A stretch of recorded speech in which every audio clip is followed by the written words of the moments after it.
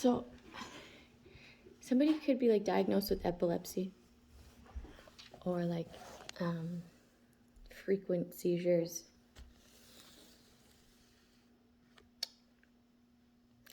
That's a really normal thing. Like I remember growing up with a couple girls who had epilepsy, and like you just had to do certain things, right? And there's certain things not to do while someone's having a seizure. So there are resources for you, okay? Go out and look for those resources. And also it's like you have to be able to tell if they're a driver already, you have to be able to tell they can't drive anymore, right? Because what if they were to have a seizure at the wheel, right? So I know that you won't be able to drive anymore, but that's okay. There's public transit. There's all different resources that you can rely on, right? Choose to look at the positive side of things, okay? Be grateful that there is public transit. Be grateful that you have people in your life to drive you places and stuff like that, right? Like, there's no point in thinking it of as a burden. And I believe anything can be healed, but I don't know what it is you believe. So you feel like it's going to slow you down on your path to what?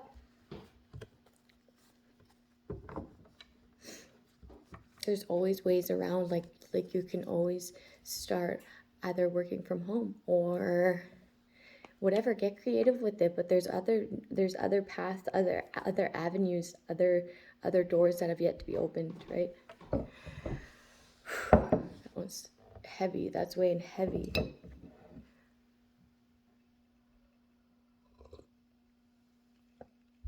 Okay. So I'm going to start. Oh, I don't have the Herb Bible in here. I'm not going to do the Herb Bible then.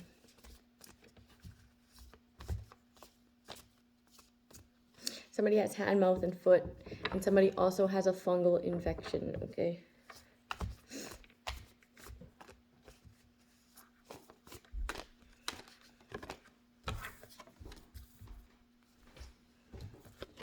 This path.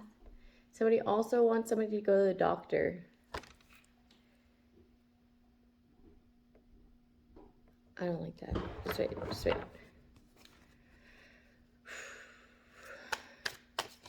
Make sure you trust your doctor, okay? Or your hospital. Like, I'd go to like I don't even know. That's like another trigger of mine, right? I don't have any advice for that, but if you're scared to go to the hospital, trust your intuition, okay? That's all I can really say. Trust me, I'm scared of the hospital too. Fuck that place.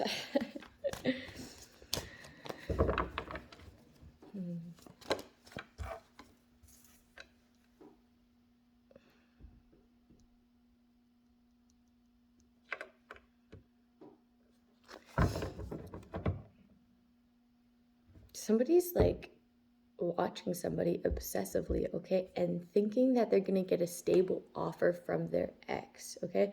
If anything, or like think that this person's gonna get a stable offer from the person that they want in their life, okay? And like they've been thinking like this for a while. Could be like 2 years, could be like a whole year, okay? So it's like you're looking at this person as if they're going to get this stable offer, stalking, watching, lurking, okay, whatever. You could be doing it with a couple friends or like one really close girlfriend, okay? That's the person that you should be worrying about, because that's the person who wants your man, okay? Not this person that's stable, not this person that you've been watching, not this person that goes down the right path, you know? It's that hating ass girlfriend of yours that wants your fucking man. And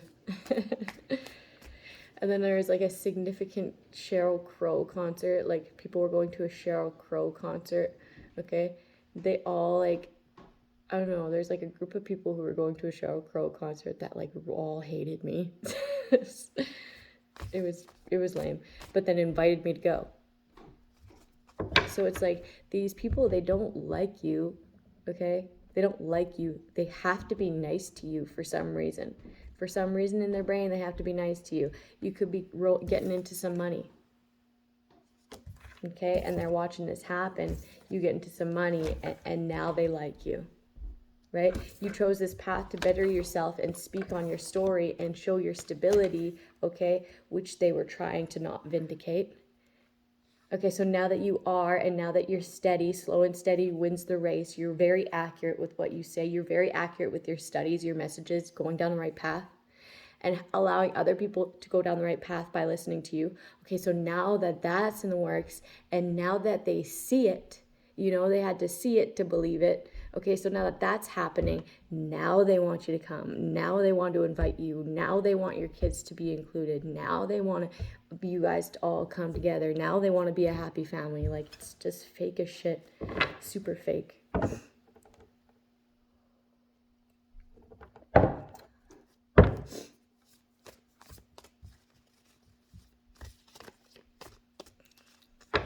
It's like ass kissing. It's like they've never been this nice. Have they ever been this nice?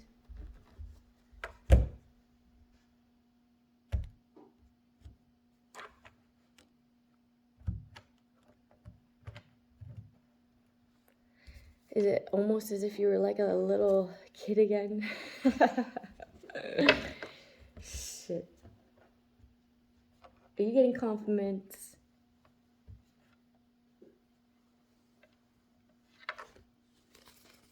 It's like I'm getting like the rolling eyes emoji. Like, whatever.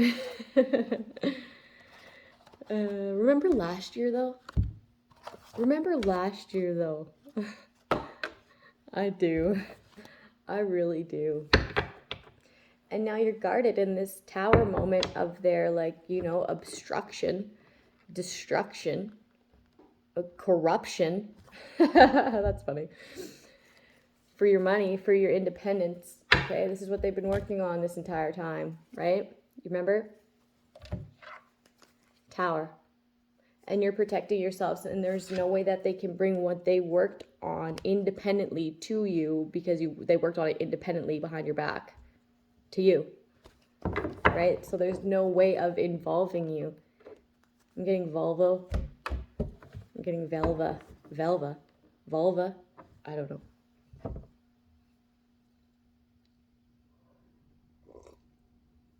I'm literally seeing a letter that I wrote to my dad like years ago. It says, "To the most patient man I know, my dad." I wrote that a long time ago, okay? And it's really meaningful, okay? But this was before I was...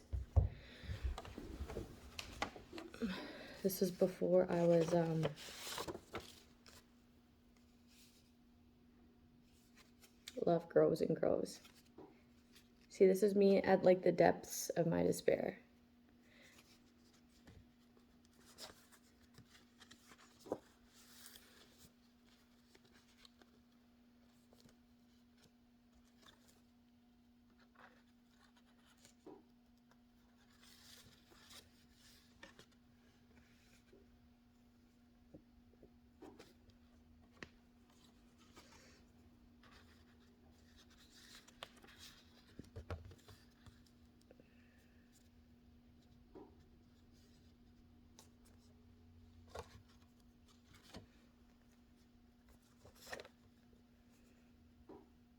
I used to be like a real daddy's girl, right?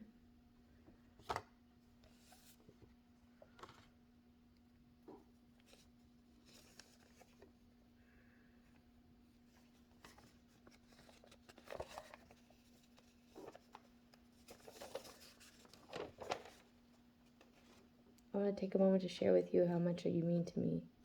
Your modest integrity has always intrigued me, giving my mind and spirit inspiration. Your love and support makes me feel strong, makes me courageous and very direct.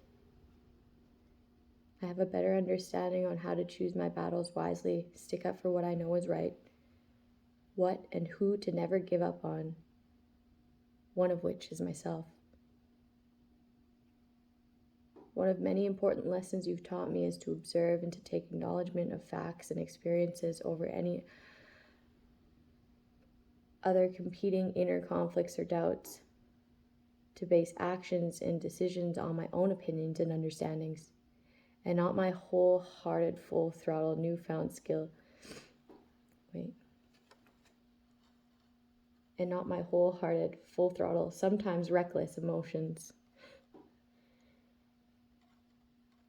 Putting this newfound skill to use has given my voice and my power back. My passion and resilience is being recognized, and I have only one person to thank for that. God. But here I said you. You're always there for me and everybody. For me, embodying every role I need you to be to grow in that moment. You are a big influence on the woman I'm growing to be and the best teacher of my lifetime. That's true. Somewhat. No matter the time, no matter the distance, I think of you and I feel your pure love. I'm the luckiest girl in the world to have you as my dad. That was before I knew all of this, right? And I still feel like that. I still feel like that, right? So it's like, I know I have a huge heart. I know I have a huge heart. Okay, I'm full of love.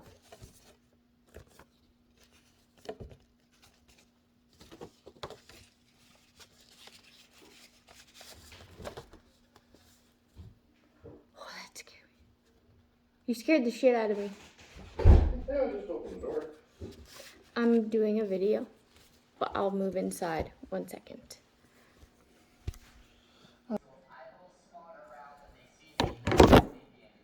Okay, so there's certain bacteria being left places, right? Like places you sleep, places you watch. This is for a specific few people. Okay, and they're hoping there's like some sort of breakage of the skin so that the infection gets deeper, okay? 1 second. I got a little background noise here.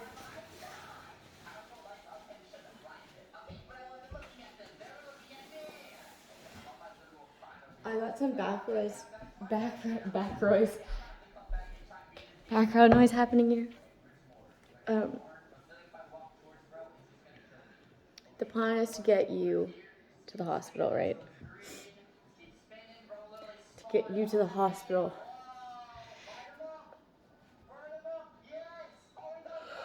So that they can give you like medication or like something, okay, that has like, I'm getting parasite. I'm also getting parasite in a pizza pocket or a pizza pop. And then I'm also getting like a parasite in like topical treatment where like your skin is like already open, okay? So that you can get like a parasite, okay? That's why I'm not gonna go to the hospital. I'm gonna go like the herbal route.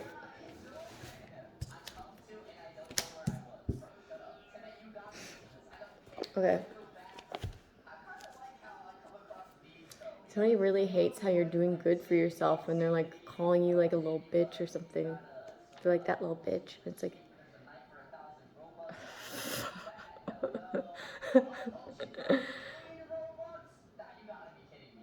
like, you gotta know they're talking about themselves, right? Because it's like, how are you a bitch for wanting better for yourself and choosing better for yourself and acknowledging what they've done and choosing that's not a good person in your life and knowing that's not a good person in your life? That sounds like a hater, right? Because it is. And it's not like you're a bitch for saying that I'm a bitch. Like, it's like, no. It's just sad, right? It's sad that you think it's okay to just talk to people like that, especially when they're doing better than you. Okay? That's really sad. It's low, right? It's like that's what consumes your mind.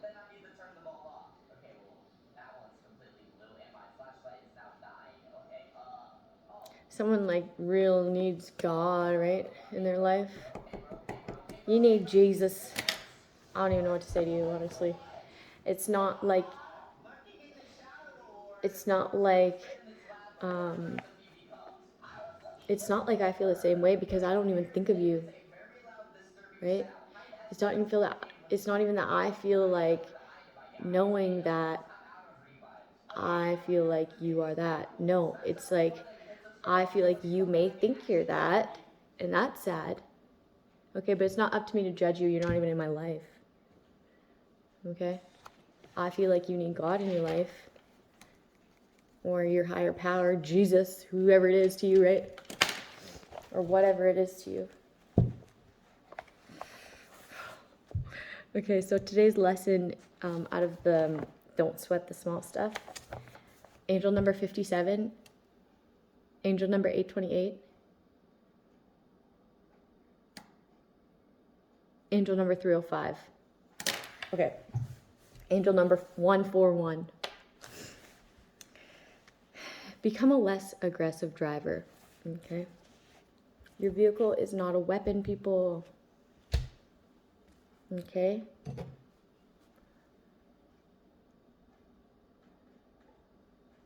Nor is it a place to trap somebody.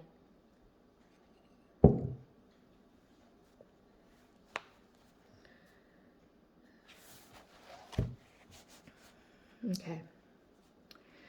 Where do you get most uptight? If you're like most people, driving in traffic is probably high on your list.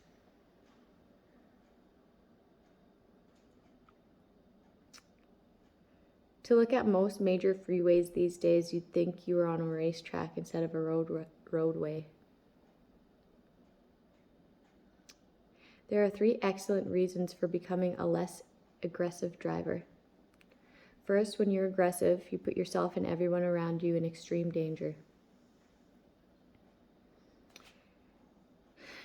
And I'm just gonna stop when I have a point, right? And that includes like, okay, yes. What if you add alcohol on top of that, or any sort of impairment on top of that? And that risk like triples, right? Second, driving aggressively is extremely stressful. Your blood pressure goes up, your grip on the wheel tightens, and your eyes are strained. Your thoughts are spinning out of control. Finally, you end up saving no time in getting to where you want to go. That's true. You're not saving any time. So you might think you're getting there faster, you might think you're getting there on time, but really, what's a minute? Right? What's a minute? And plus, you've probably wasted that minute being distracted in your rage. So it's like literally the same time. I need some coffee. So it's just pointless, right? You're only affecting yourself in that moment, and in a very like dangerous, reckless way. Okay. Recently, I was driving south from Oakland to San Jose. Traffic was heavy but moving. I noticed an extremely aggressive and angry driver weaving in and out of the lanes. Okay. This message is for me too, right? Speeding up and slowing down. Clearly, he was in a hurry. For the most part, I remained in the same lane for the entire 40-mile journey. I was listening to a new audio tape I had just purchased and daydreaming along the way. I enjoyed the trip a great deal because driving gives me a chance to be alone. As I was exiting off the freeway, the aggressive driver came up behind me and raced on by. Without realizing it, I had actually arrived in San Jose ahead of him. All of his weaving, rapid acceleration, and putting families at risk, and putting families at risk earned him nothing, but except perhaps some high, I lost my spot, sorry, I do this a lot. Some high blood pressure and a great deal of wear and tear on his vehicle. On average, he and I had driven at the same speed. The same principle applies when you see drivers speeding past you so that they can beat you to the next stoplight. It simply doesn't pay to speed. This is especially true if you get a ticket and have to speed 8 hours and you have to spend 8 hours in traffic school. It will take you years of dangerous speeding to make up this time alone. When you make the conscious decision to become a less aggressive driver, you begin using your time in the car to relax. Try to see your driving not only as a way of getting you to somewhere, but as a chance to breathe and reflect. Rather than tensing your muscles, see if you can relax them instead. I even have a few audio tapes that are specifically geared towards muscular relaxation. Sometimes I pop one in and listen. But be careful though, because if you're tired, right, you shouldn't be driving. By the time I reach my destination, I feel more relaxed than I did before getting into the car. During the course of your lifetime, you're probably going to spend a great deal of time driving. You can spend those moments being frustrated, or you can use them wisely. If you do the latter, you'll be a more relaxed person.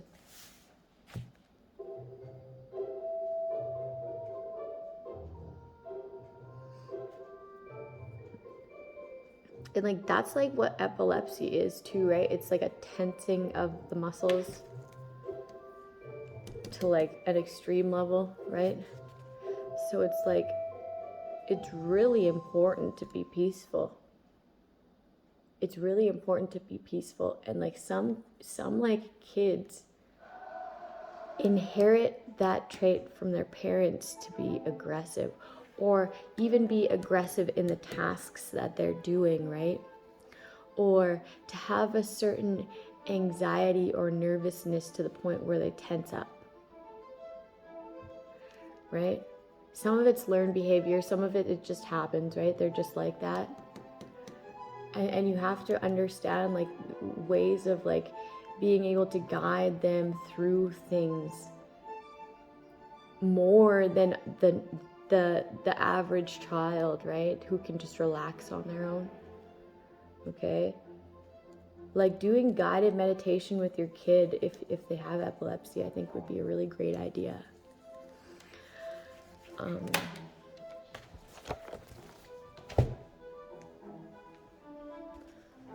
Hey baby, are you hungry yet? Yeah. I'll be right back.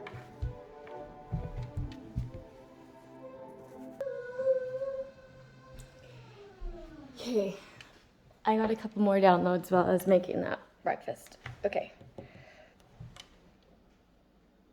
There's a certain someone who's like, it's like an official is like taking their like, I'm getting like their unofficial work, okay, not only in their jurisdiction but outside of their jurisdiction, okay? It's like unlawful whatever they're doing, right? I didn't get what they were doing specifically, but I was getting that it was like unofficial. What?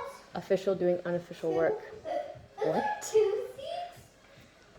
Yeah. One is like his mom, and one is like his Okay. kid. And then also I was getting like, we didn't get that much like cold weather this year.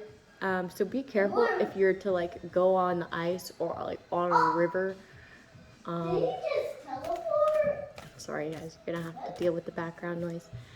He just And then I got, I got someone falling into the river and not being able to like get up through the ice hole that they fell down. Oh!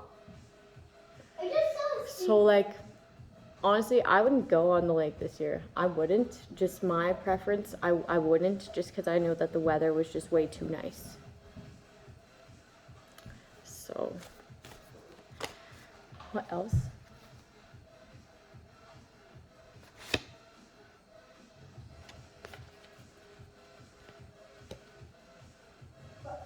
The Lovers.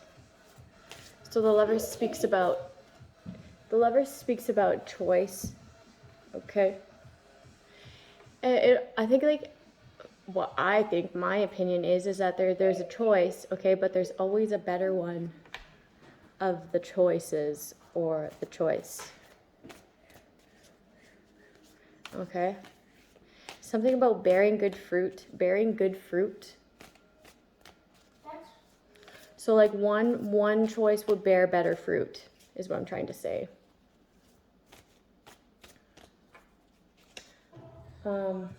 Okay, I was gonna do this.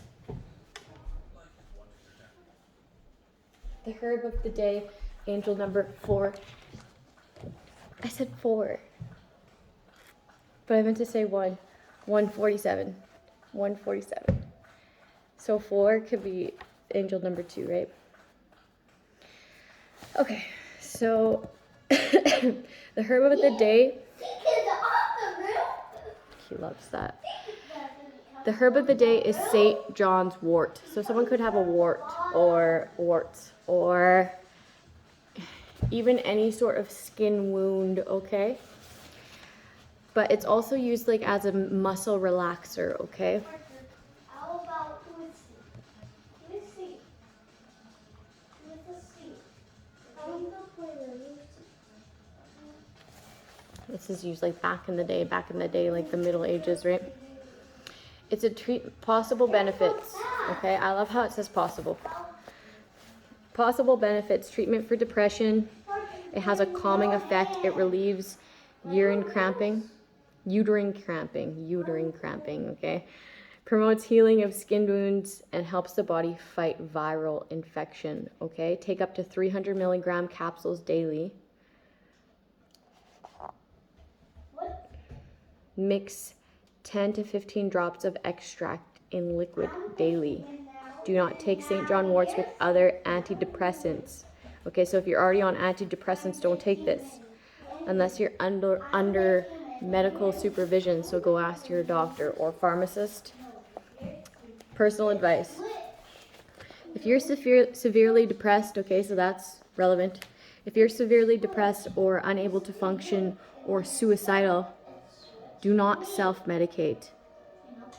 You must be treated and acknowledged by a physician or a natural healer. Oh, I love that. Although St. John's wort works for many people, it does not work for everyone. In some cases, other treatment, including prescription medication, may be required. Store St. John's wort carefully. Keep it in dark, cool place away from direct sunlight and heat. I take a potent I can't say this word, just wait. Nutric. Okay, we'll just skip that word. I take a potent combination of St. John's wort and poly. I really suck at saying these words, okay? It works in just 2 to 3 days, okay? 2 tablets are taken daily for the first month, then 1 thereafter. I find it helps me cope with stress, and it's a wonderful muscle relaxant, okay? So stress gets stored in the body, okay? This will help for both stress and relaxing the muscles. Okay, which is totally relevant to what we were speaking about today. I could read the entire thing. What is that?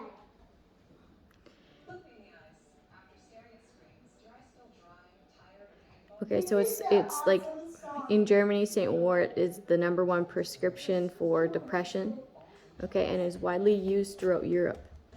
Throughout the years, this herb has also been a mild tranquilizer and as a treatment for insomnia.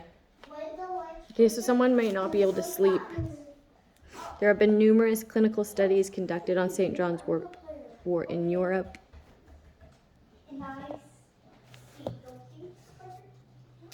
Studies have concluded that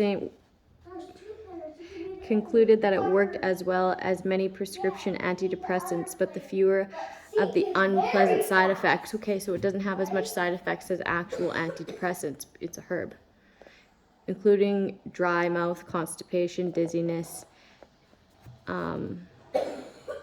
or at least there's fewer doses of like fewer people getting those symptoms, right?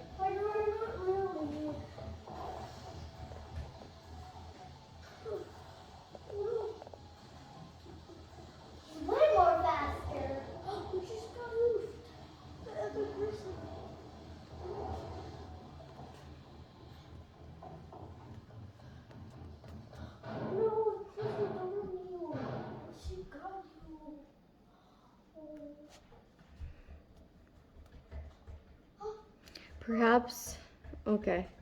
So in the olden days, they would just like rub these flowers between like their fingers, and then there's like a red resin that would ooze out. It would leave a stain upon your hands. Perhaps this is why, according to legend, dating back to the Middle Ages, this plant sprang from John the Baptist's blood when he was beheaded. Early Christians believed that this herb could chase away evil spirits. Since depression and other mood disorders were often attributed to witchcraft and demonic possession, it is not surprising that herbalists believed that St. John's wort was an antidote to black magic.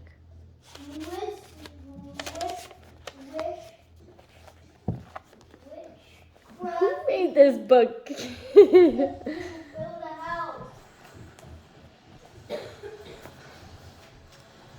St. John wort is also a muscle relaxer and has been used to treat menstrual cramps.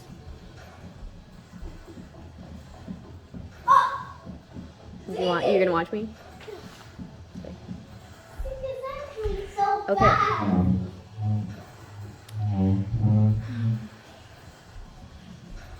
It's also a popular remedy for gastrointestinal disorders. I don't know how to say that. Sorry, bear with me. Such as gastric ulcers. Externally, it's an antiseptic and a painkiller for burns and irritations. Ointments are also used for sciatica or back pain. Researchers at two of the world's leading medical institutions, New York University and Weizmann Institute of Science in Israel, found that two of its main constituents, hypericin, okay, and I cannot say that word, pseudohypericin, were found to inhibit the growth of retroviruses in animals, including HIV and the AIDS virus. Although the result of these studies were promising, a synthetic form of this is now being tested on HIV-infected patients. More studies are needed to determine if this herb can be used to fight against AIDS. So somebody could have that. Somebody could have AIDS or HIV or back pain. Recently, St. John's wort has been the herb that promotes weight loss. Some researchers believe that similar to Prozac, St. John's wort helps regulate serotonin levels in the brain, which can help to control appetite. There are no studies, however, to support this claim yet.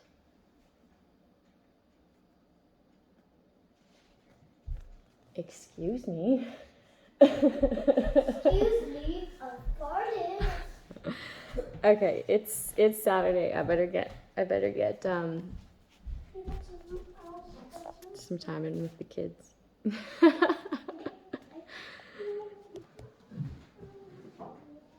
Do not take St. John's worts with other antidepressants. Okay, right. I already said that.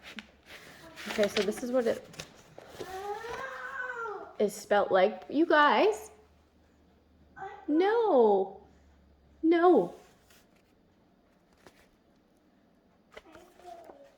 Have a good day, people.